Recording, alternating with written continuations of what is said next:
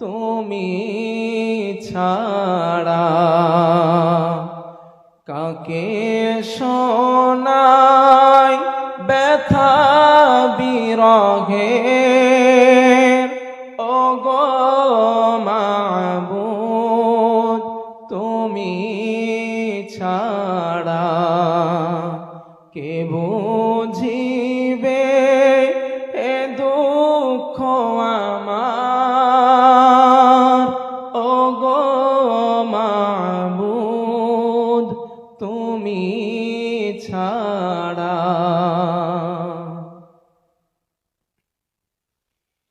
কেটে যাই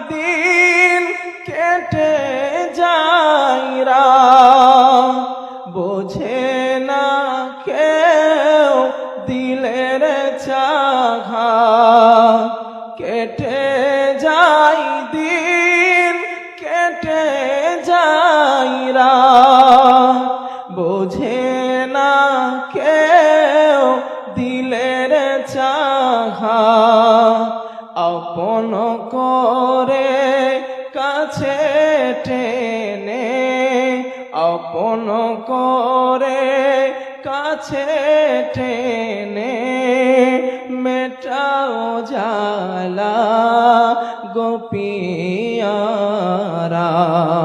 কে বুঝিবে এ দুঃখ আমার ওগো মাবুদ তুমি ছাড়া কাকে শোনাই ব্যথা বিরহের ওগো মাবুদ তুমি ছাড়া।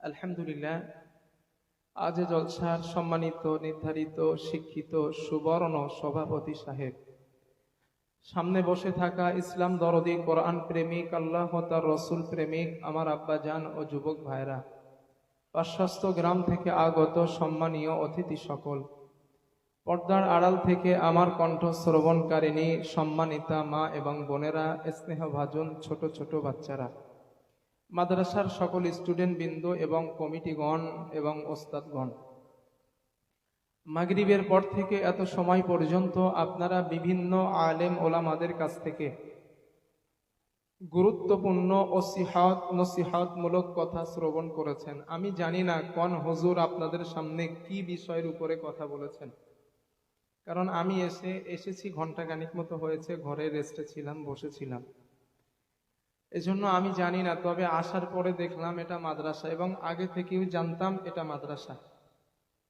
তো আমি চাইছি যে আপনারা মাদ্রাসায় টাকা দেন, শ্রম দেন, সময় দেন, অর্থ দেন, আপনারা দেন, আপনাদের লাভ কি, আপনাদের উপকার কি, ইসলাম আপনাদের কি দেবেন, আল্লাহ রসুল আপনাদের ব্যাপারে কি বলেছেন, এবং এই মাদ্রাসায় যে ছেলেগুলা পড়াশোনা করে এদের মর্যাদা কতটুকু আজ আমাদের আলোচনা হবে, এটাই ইনশাআল্লাহ। তবে সকলের কাছে আমার দাবি, সবার কাছে যারা আমার সামনে শ্রোতা হয়ে বসে আছেন, আমার জবান থেকে যে কটা লফজ, শব্দ, সেন্টেন্স, বাক্য আল্লাহ বার করছেন, প্রত্যেকটার দিকে একটু মনোযোগ দেবেন ইনশাআল্লাহ। কেন, আমি যে সময়টা উঠেছি এখন ঘুমের সময়, ঠিক না ভাইয়া? এখন কিন্তু ঘুমের সময়। 30 নাম্বার পারা খোলেন সূরা আন-নাবা, ওয়াজআলনাল লাইলা লিবাসা ওয়াজআলনান নাহারা মাআশা ওয়াজআলনা নাওমাকুম সুবাতা। আমি আল্লাহ রাতকে আচ্ছাদন দিয়ে ঢেকে দিয়েছি, দিনকে করেছি কর্মক্ষেত্র, আর ঘুমকে করেছি শান্তির বাহন। আল্লাহ রাত বানিয়েছেন কেন? মানুষ দিনের বেলা কাজ করবে। যারা চাষাবাদ করে চাষাবাদে যাও। সূরা জুমা, ফাইদা কুদিয়াতিস সালাত ফান্তাশিরু ফিল আরদ, যখন তোমাদের নামাজ শেষ হয়ে যায়, ফান্তাশিরু ফিল আরদ, তোমরা জমিনে ছড়িয়ে পড়ো।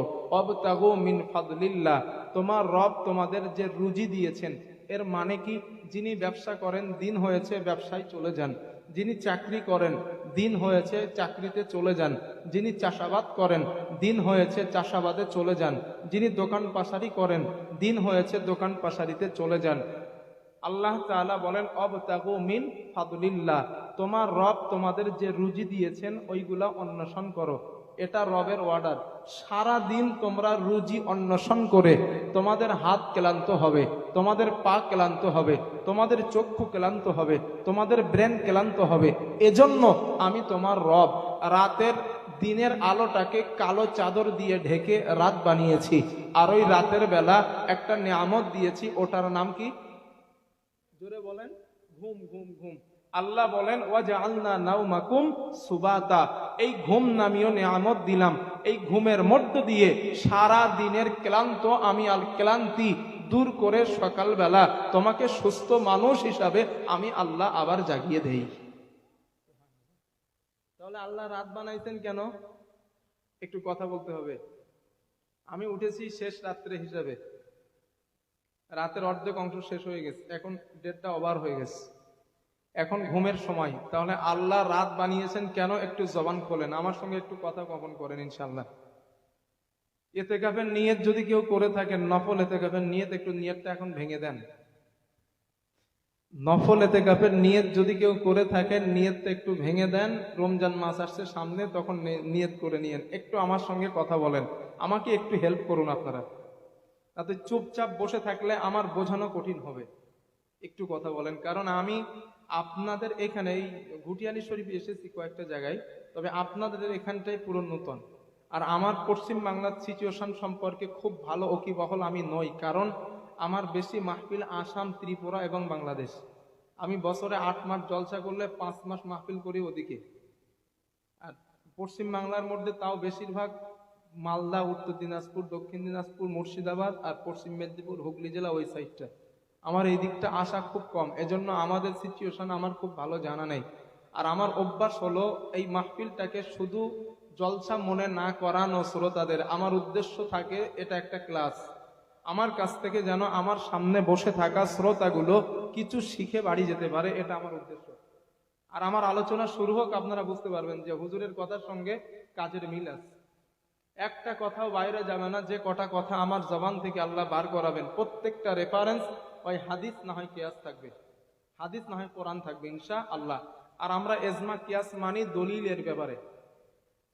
যখন আমরা মাসআলা মানতে যাই তখন আমরা এজমা কিয়াস মানি, তবে আলোচ্য বিষয় হবে কোরআন এবং হাদিস। তাহলে আমরা একটু কথা বলবো ইনশাআল্লাহ, না বলবো তো? পিছনের ভাইয়েরা, আব্বাজান একটু কথা বলবেন তো ইনশাআল্লাহ, না? আল্লাহ কবুল করেন। আমি আলোচ্য বিষয় শুরু করার আগে একটা ভুল ভেঙে দিতে চাই আপনাদের। আপনারা আর একটা রং করেছেন। প্রথম দরুদ শরীফে একটা রং ছিল, সেটা বলেছি। দ্বিতীয় আর একটা রং আছে। রংটা হলো, আমি আপনাদেরকে এসে প্রথম একটা সালাম দিয়েছিলাম, আপনারা সালামের জবাবটা আমাকে এমন ভাবে দিয়েছেন আমি শুনতে পাইনি, কিন্তু আমি দিয়েছিলাম আপনারা শুনতে পেয়েছেন।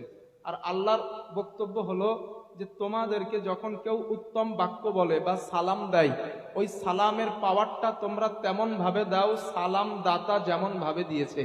সুবহানাল্লাহ। আমি দিয়েছি, আপনারা শুনতে পেয়েছেন, আপনাদের উচিত আপনারা দেবেন, আমিও শুনতে পাবো।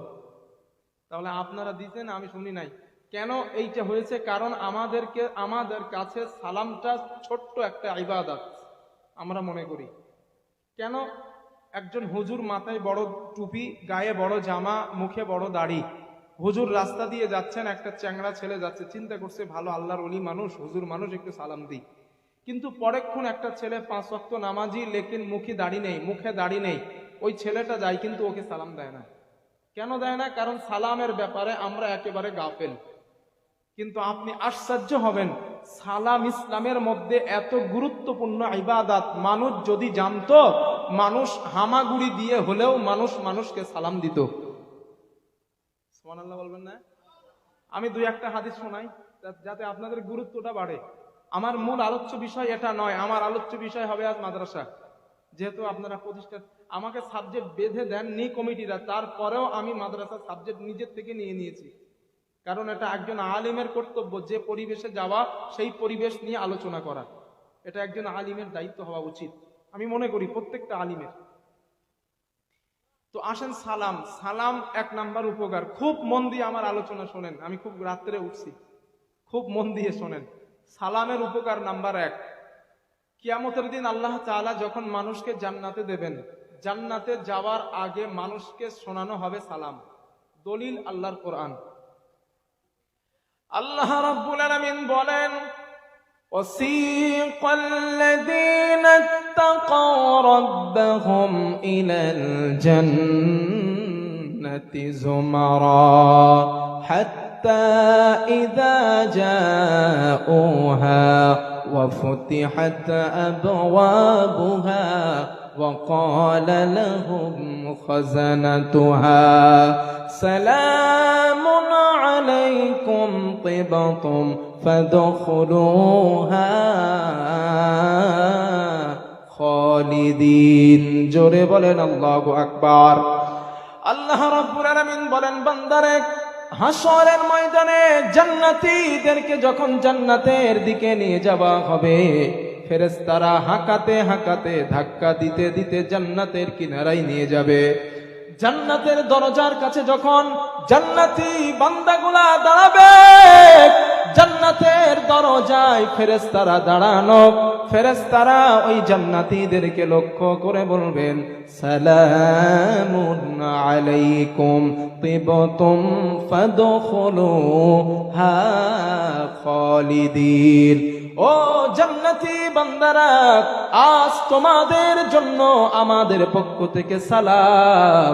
তোমরা জান্নাতের মধ্যে চলে যাও, তোমরা এই জান্নাত থেকে আর কখনো বার হবে না। জোরে জোরে বলেন সুবহানাল্লাহ। জান্নাতে প্রবেশের আগে কি হয়েছে? জোরে বলেন, আর একটু জোরে বলেন। সালাম। এখন আমরা সবাই জান্নাতে প্রবেশ করেছি, বলেন ইনশাআল্লাহ আমরা জান্নাতে যাব। সবাই বলেন ইনশাআল্লাহ জান্নাতে যাব। আল্লাহ তো জান্নাত বানিয়েছেন কাউকে না কাউকে দেওয়ার জন্যই, তাই না ভাইয়া? আমরাই তো সেই মানুষ, আমরা আল্লাহর উপর ঈমান এনেছি। আমরাই তো সেই মানুষ, আমরা পরকালে বিশ্বাস করেছি। আমরাই তো সেই মানুষ, আমরা নবীর উপরে ঈমান এনেছি, তাই না? তাহলে ইনশাআল্লাহ আমরা জান্নাতে যাব, বলেন ইনশাআল্লাহ।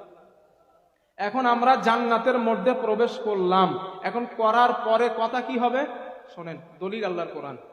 প্রবেশের আগে ছিল সালাম, প্রবেশ করার পরে কি? আল্লাহ তাআলা বলেন, জান্নাতীরা জান্নাতের মধ্যে প্রবেশ করার পর ওয়াদাউহুম ফিহা সুবহানাকাল্লাহুম্মা ওয়া তাহিয়্যাতুহুম ফিহা সালাম। আল্লাহ তাআলা বলেন, জান্নাতীরা জান্নাতের মধ্যে প্রবেশ করার পর জান্নাতীরা বলবেন, আল্লাহ আমরা আপনার পুত পবিত্রতা বর্ণনা করছি। আল্লাহ পাক বলেন, জান্নাতীদের ভাষাগুলো হবে সালাম আর সালাম। এই আয়াতের ব্যাখ্যায় খুব মন দেন, কারণ হাদিস কোরআনের আলোচনা শুনলে একটু মন লাগাতে হয়, একটু মন দেন, খুব ভালো বুঝে যাবেন ইনশাআল্লাহ। এই আয়াতের ব্যাখ্যায় আল্লামা জুরাইজ রাহমাতুল্লাহ আলাইহির বর্ণনা, তিনি বলেন, জান্নাতীরা জান্নাতের মধ্যে বসা থাকবে। ইদা মাররা বিহিমুত তায়র, জান্নাতীদের সামনে দিয়ে একদল উট পাখির মতো লম্বা লম্বা পাখি অতিক্রম করবে। জান্নাতীরা মনে মনে বলবে, এই পাখিগুলার গোশত যদি রান্না করে খাওয়া যেত, ভুনা করে যদি খাওয়া যেত, কতই না ভালো হতো। আল্লামা জুরাইজ রাহমাতুল্লাহ আলাইহি বলেন, ইয়াতিহিমুল মালাকু বিমা ইয়াশতাহুনাহু, ওই পাখিগুলার গোশত ফেরেশতারা রান্না করে জান্নাতীদের সামনে হাজির হয়ে যাবে। মুখে বলা লাগবে না, শুধু মনে বলবে এই পাখির গোশত আমরা খাবো, মনে মনে বলবে। নবী হাদিসে বলেছেন, নবী হাদিসে বলেছেন, জান্নাতীরা মনে যেটা বলবে আল্লাহ সাথে সাথে ওটা দিয়ে দেবেন। দুনিয়ায় ম্যাজিকশন দেখছেন না আপনারা? ম্যাজিকশন না, দেখবেন না, এটা হারাম, দেখবেন না। তবে জান্নাতে ম্যাজিকশন আছে। কেমন ম্যাজিকশন? আপনারা দুনিয়ায় ফল খেতে চাইলে ওই ফলের কাছে যাওয়া লাগে, দুনিয়ায় ভাত খেতে চাইলে ভাতের কাছে যাওয়া লাগে, কিন্তু নবী বলে না, তুমি যখন জান্নাতে ফল খাওয়ার ইচ্ছা করবা, ওই ফলের গাছ তোমার কাছে, এই জিসিবি গাড়ি দেখেন না, হাঙর গাড়ি, ওই যে ঘোড়ায়, ওই ঘোড়া সিস্টেম হয়ে আপনার মুখের কাছে চলে আসবে। সুবহানাল্লাহ বলেন। হ্যাঁ, নবী বলেছেন হাদিসে, মুসলিম শরীফের হাদিস। তাহলে জান্নাতীদের কাছে ফেরেশতারা ওই গোশতগুলো হাজির হবার পরে বলবে, ও জান্নাতীরা, তোমরা মনে করছিলা ওই গোশত খাবো, নাও, আল্লাহ তোমাদের জন্য পাঠিয়েছে। আর ফেরেশতারা দেখার সাথে সাথে বলবেন, সালামুন আলাইকুম, তোমাদের জন্য আমাদের পক্ষ থেকে সালাম। তাহলে ঢোকার মুখে কি ছিল? সালাম। প্রবেশ করার পরে কি? সালাম। ফেরেশতাদের সঙ্গে দেখা, তাও কি? সালাম। এই জন্য দুনিয়ায় যেই ব্যক্তিটা মানুষকে বেশি বেশি সালাম দেয়, জান্নাতি ব্যক্তিদের একটা আলামত তার মধ্যে আছে। কথা বোঝাতে পারছি ইনশাআল্লাহ? আমি না আপনাদের বোঝাতে পারছি তো সবার ইনশাআল্লাহ না? জান্নাতি ব্যক্তিদের আলামত যদি নিজের মধ্যে আনতে চান, বেশি বেশি সালাম দেন। কারণ আল্লাহ বলছেন জান্নাতে যারা যাবে শুধু তাদের ভাষা সালাম সালাম সালাম। তাহলে 1 নাম্বার উপকার সালামের উপকার। নাম্বার 2, সালাম দিলে আপনার আমল নামায় সাথে সাথে 30টা নেকি লেখা হবে। কটা? হুজুর একটা দলিল দেন নবীজির সাহাবা আন ইমরান ইবনুল হুসাইন রাদিয়াল্লাহু তাআলা আনহু قال, আল্লাহর নবীর সাহাবা হযরতে ইমরান ইবনুল হুসাইন রাদিয়াল্লাহু তাআলা আনহুর বর্ণনা, তিনি বলেন, জাআ রাজুলুন ইলান নবী সাল্লাল্লাহু আলাইহি ওয়াসাল্লাম, রাসূলুল্লাহ সাল্লাল্লাহু আলাইহি ওয়াসাল্লামের কাছে একজন ব্যক্তি আসলেন। আসার পরে বললেন, আসসালামু আলাইকুম। এতটুকু কথা বলার পর ফারাদ্দা আলাইহি সুম্মা জালাসা, ওই মানুষটা মাহফিলের মধ্যে বসে যায়।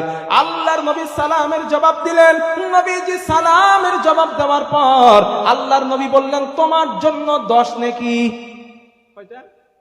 10টা নেকি। সুম্মা জা আখার, কিছু সময় পর আর একজন লোক আসলেন। ওই লোকটা আসার পর আল্লাহর নবীকে বললেন, আসসালামু আলাইকুম ওয়া রাহমাতুল্লাহ। এই 2টা বাক্য বললেন। 2টা বাক্য বলার পর ফারাদ্দা আলাইহি সুম্মা জালাসা, ওই মানুষটাও মাহফিলের মধ্যে বসে যায়। আল্লাহর নবী বললেন, তোমার জন্য 20টা নেকি। আগের লোকটারে কত বলছেন? জোরে বলেন। 10। দ্বিতীয়টারে 20। সুম্মা জা আখার, কিছু সময় পর আর একজন লোক আসলেন। লোকটা আসার পর আল্লাহ নবীকে সালাম দিলেন, আসসালামু আলাইকুম ওয়া রাহমাতুল্লাহি ওয়া বারাকাতুহু। এই 3টা বাক্য বললেন। ফারাদ্দা আলাইহি সুম্মা জালাসা, ওই মানুষটা মাহফিলের মধ্যে বসে যায়। আল্লাহর নবী তার সালামের জবাব দিলেন আর বললেন, তোমার জন্য 30টা নাকি। কেন বললেন? এই জন্য বলেছেন কারণ প্রথম লোকটা একটা বাক্য বলেছে আসসালামু আলাইকুম, এই জন্য 10 নাকি। দ্বিতীয় লোক বলেছে আসসালামু আলাইকুম ওয়া রাহমাতুল্লাহ, নবী বললেন তুমি 2 বাক্য বলেছো, তোমার জন্য 20টা নাকি। 3 লোক বললেন আসসালামু আলাইকুম ওয়া রাহমাতুল্লাহি ওয়া বারাকাতুহু, ওর জন্য নবী বললেন তোমার জন্য 30টা নাকি। তাহলে আমরা যখন মানুষকে সালাম দিব একটা বাক্য বলবো না 3টে? আবার আমাদের মধ্যে কিছু লোক আছে সংক্ষেপে সালাম দেয়, সালাম আলাইকুম সালাম আলাইকুম বলে না ভাইয়া? না না না, কই, এটা ভুল। সালাম আলাইকুম না। আপনারা নামাজে কি বলেন? নামাজে সালাম ফেরানোর সময় বলেন বলেন বলেন আসসালামু আলাইকুম। এই আসসালামু আলাইকুম নামাজে যেই সালাম, আমাদের নামাজের বাইরেও একই সালাম। সালাম আলাইকুম এটা কোনো সালাম না, আসসালামু আলাইকুম। শুদ্ধভাবে দেন, শুদ্ধভাবে। কারণ ইবাদত শুদ্ধ না হলে নেকি পাওয়া যাবে না। কেন? আপনি কোরআন খোলেন, সূরা আল হাক্কা, আল্লাহ বলেন আল্লাযী, না এটা সূরা মুলক, আল্লাযী খালাকাল মাউতা ওয়াল হায়াতা লিয়াবলুয়াকুম আইয়ুকুম আহসানু আমালা। আমি হায়াত মওত সৃষ্টি করছি কেন? লিয়াবলুয়াকুম আইয়ুকুম আহসানু আমালা, আমি দেখতে চাই তোমাদের মধ্যে সঠিক আমল, ভালো আমল, নির্ভেজাল আমল, সহি শুদ্ধ আমল কে করতে পারো। আল্লাহ কিন্তু বলে নাই বেশি আমল, আল্লাহ বলছেন শুদ্ধ আমল। এই জন্য যেটা করবেন শুদ্ধ করবেন। সালাম আলাইকুম না, আসসালামু আলাইকুম। যদি একটা বাক্য বলেন তাও বলবেন আসসালামু আলাইকুম। রাজি আছেন না ইনশাআল্লাহ? তাহলে 3টে বাক্য বললে আমরা 30 নেকি পাবো। তবে হ্যাঁ, এখানে আরেকটা কথা বলে রাখি, আমাদের মধ্যে ভুল আছে। ওয়া রাহমাতুল্লাহি ওয়া বারাকাতুহু বলার পরেও আমরা আরেকটু বাড়াইতে চাই, ওয়া জান্নাতুহু ওয়া মাগফিরাতুহু। না, এটা মানুষের বানানো, এটা হাদিসে নাই, এটা মানুষের বানানো। হ্যাঁ হ্যাঁ, আমি ওভার কনফিডেন্স নিয়ে বলছি। আমি পড়াশোনা করে এখানে বসি, আমি পড়াশোনা করে বসি, আমি ওভার কনফিডেন্স নিয়ে বলছি। ওয়াজান্নাতু ওয়া মাগফিরাতুহু, এটা সালামের এই হাদিসে এই অংশ নবী বলেন নাই, এটা বুখারীর হাদিস। আম্মা জানা আয়েশা সিদ্দিকা রাদিয়াল্লাহু তাআলা আনহার বর্ণনা, তিনি বলেন আমি রাসূলুল্লাহ সাল্লাল্লাহু আলাইহি ওয়াসাল্লামকে সালাম দিলাম। আমি নবীজিকে বললাম আসসালামু আলাইকুম ওয়া রাহমাতুল্লাহি ওয়া বারাকাতুহু। আমি এই পর্যন্ত বলার পর আমি আরো বাড়াতে চাইলাম। আল্লাহর নবী বলেন, ও আমার বিবি আয়েশা, যতটুকু তুমি বলেছো অতটুকু থাক, সালামে বাড়ানোর কোনো সুযোগ নাই। হাদিস দ্বারা বোঝা যায় সালাম ওয়া রাহমাতুল্লাহি ওয়া বারাকাতুহু এই পর্যন্তই শেষ। বুঝতে পারছি ইনশাআল্লাহ? তাহলে আমরা ওয়া জান্নাতুহু ওয়া মাগফিরাতুহু সালামের সঙ্গে জুড়বো। কথা বলেন না? আমি বোঝাতে পারছি ইনশাআল্লাহ আপনাদের? না ঘুম লাগতেছে কারুর? ঘুম ভেঙে যাবে ইনশাআল্লাহ, একটু মন দেন, ভেঙে যাবে। তাহলে সালামের উপকার গেল 2। সালামের উপকার নাম্বার 3, যদি সালাম দেন মানুষকে বেশি বেশি, আপনার ব্যবসায় আল্লাহ বরকত দেবেন, আপনার রুজিতে বরকত দেবেন। হুজুর একটা দলিল দেন নবীজির সাহাবা আনাস ইবনে মালিক রাদিয়াল্লাহু তাআলা আনহু قال, হযরতে আনাস ইবনে মালিক রাদিয়াল্লাহু তাআলা আনহুর বর্ণনা, তিনি বলেন, হযরতে আনাস বলেন রাসূলুল্লাহ সাল্লাল্লাহু আলাইহি ওয়াসাল্লাম আমাকে উপদেশ দিয়েছেন, আনাস তুমি যখন তোমার বাড়িতে যাবা, মানে তোমার পরিবারের কাছে যাবা, সাল্লিম আলাইহিম, তুমি তাদেরকে সালাম দিবা। কেন সালাম দিবা জানো?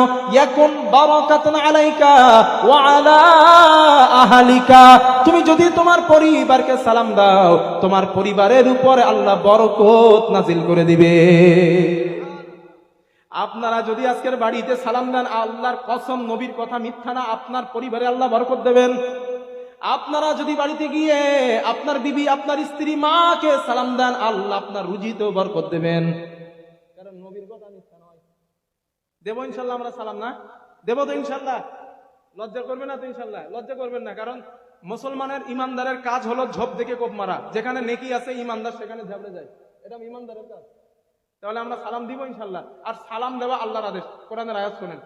আল্লাহ তাআলা বলেন, ইয়া আইয়ুহাল্লাযীনা আমানু লা তারফাউ আসওয়াতাকুম, ইয়া আইয়ুহাল্লাযীনা আমানু লা তাদখুলু বুয়ুতান গায়রা বুয়ুতিকুম হাত্তা তাস্তানিসু ওয়া তুসাল্লিমু আলা আহলিহা।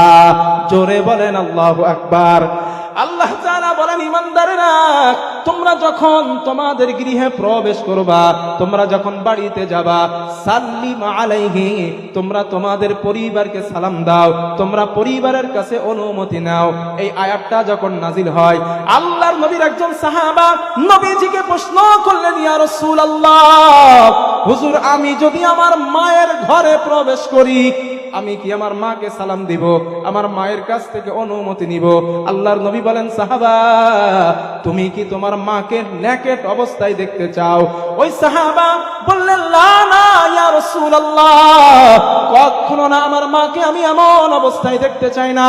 আল্লাহর নবী বললেন, তাহলে সাল্লিম আলাইহি, তুমি তোমার মায়ের ঘরে যাওয়ার আগে সালাম দাও। সুবহানাল্লাহ বলেন। যদি মায়ের ঘরে প্রবেশ করার আগে নবী সালামের অনুমতি দেন, অর্ডার করেন, ভাবির ঘরে ঢুকতে গেলে কি বলবেন? ডবল সালাম দেওয়া লাগবে, বলেন ভাইয়া? আল্লাহ কথাগুলো বোঝার তৌফিক দেন, বলেন আমিন। আমরা বাড়ি গেলে সালাম দেবো তো ইনশাল্লাহ? সালামের উপকার নাম্বার 4, সালাম দিলে জান্নাত চলে যাবেন। হুজুর কি বলছেন এটা? সালাম দিলে? হ্যাঁ, সালাম দিলে জান্নাতে চলে যাবেন। হাদিসের বর্ণনা, নবীজির সাহাবা আব্দুল্লাহ ইবনে সালাম রাদিয়াল্লাহু তাআলা আনহুর বর্ণনা, হযরতে আব্দুল্লাহ ইবনে সালাম রাদিয়াল্লাহু তাআলা আনহু বলেন, আমি তখন মুসলমান হই নাই, আমি শুনতে পেলাম আমার নানিমার কাছে আমি শুনছি আল্লাহর নবী মুহাম্মদ রাসূলুল্লাহ সাল্লাল্লাহু আলাইহি ওয়াসাল্লাম উনি নাকি মক্কা থেকে মদিনায় আসতেছেন। আমি এই খবরটা শোনার পর আমি মনে মনে চিন্তা করলাম, আমি আল্লাহর নবীকে 3টা প্রশ্ন করব, ওই প্রশ্নের জবাব যদি আল্লাহর নবী দেন, আমি সাথে সাথে মুহাম্মাদের হাতে হাত দিয়ে কলেমা পড়ে মুসলমান হয়ে যাব। হযরত আব্দুল্লাহ ইবনে সালাম বলেন, আমি রাসূলুল্লাহ সাল্লাল্লাহু আলাইহি ওয়াসাল্লাম মদিনায় আসার পর অনেক মানুষ নবীজির কাছে জড়ো হয়ে গেল, আমিও নবীজির কাছে গেলাম।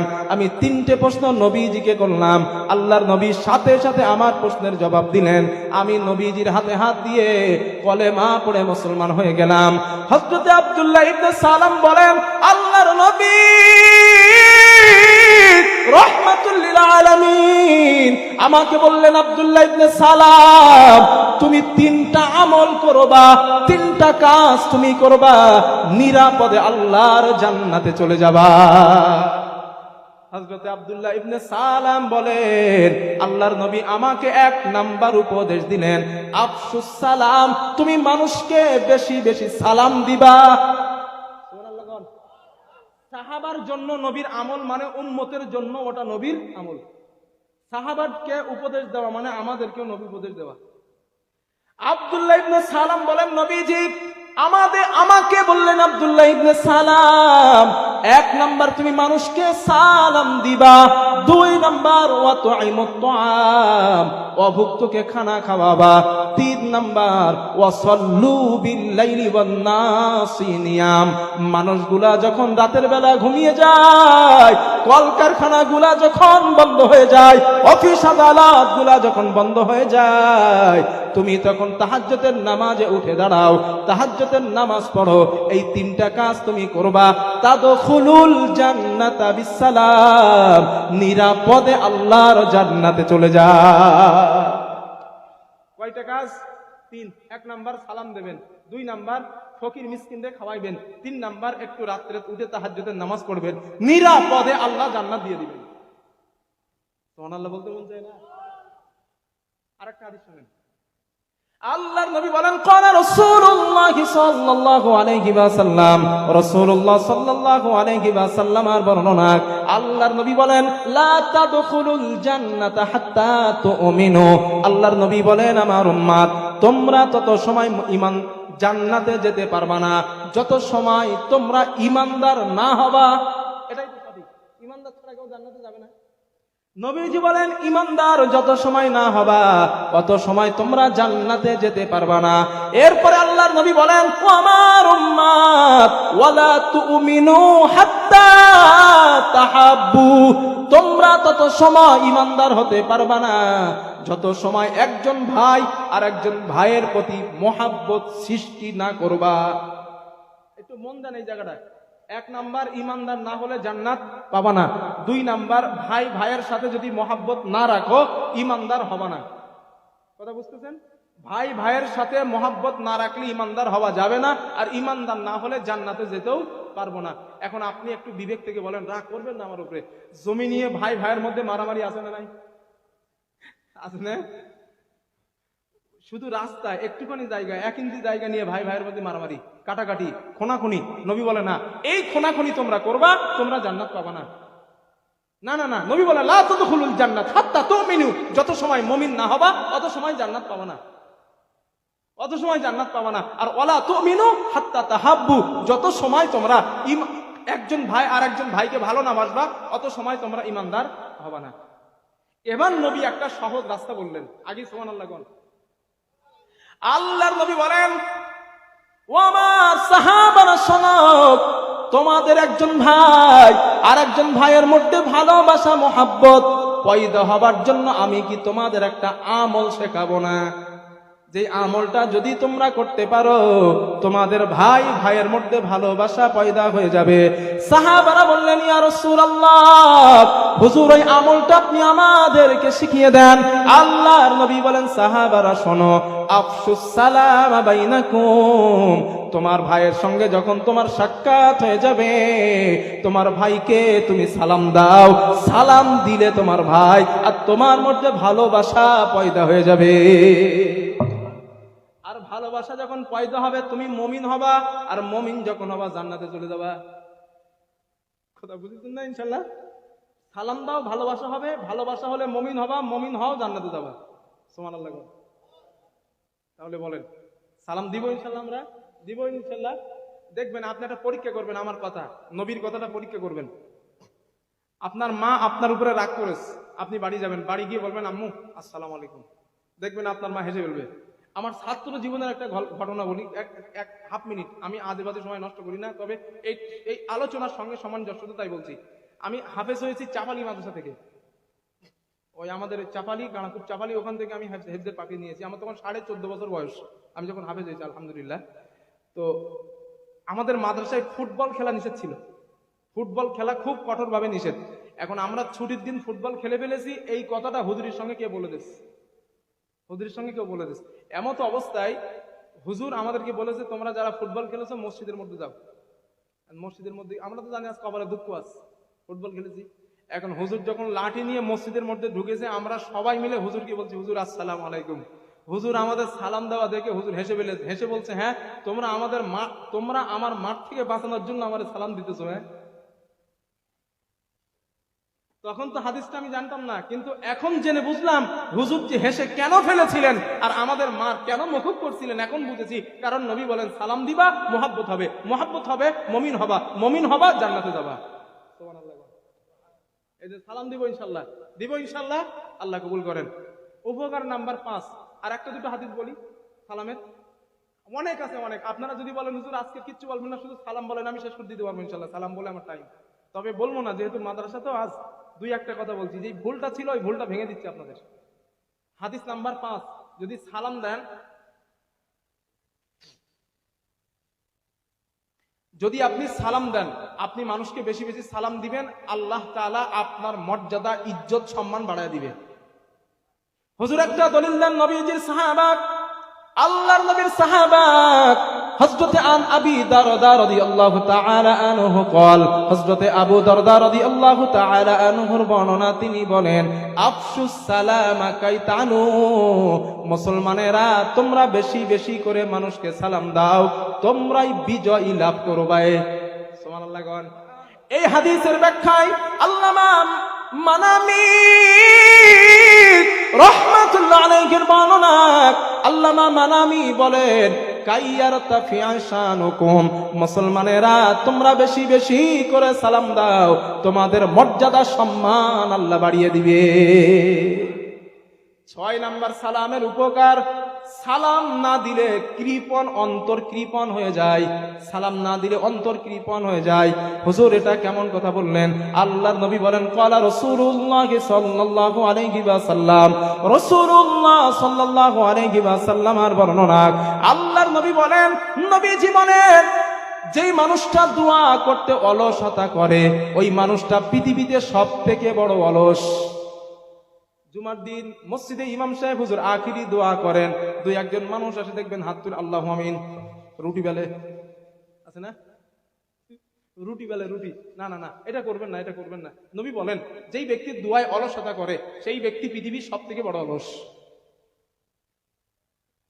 এরপরে আল্লাহর নবী বলেন, ওয়াদখালুন্না মান বাখিলা বিসসালাম, তোমাদের মধ্যে যেই মানুষটা সালাম দিতে কৃপণতা করে, মানে সালাম দিতে চায় না মানুষকে, আমি বড় হুজুর, আমি কেন সালাম দিব, লোকজন আমারে সালাম দিবে, এই চিন্তা যেই ব্যক্তি করে, আল্লাহর নবী বলেন, ওই ব্যক্তি দুনিয়ার সব থেকে বড় কৃপণ।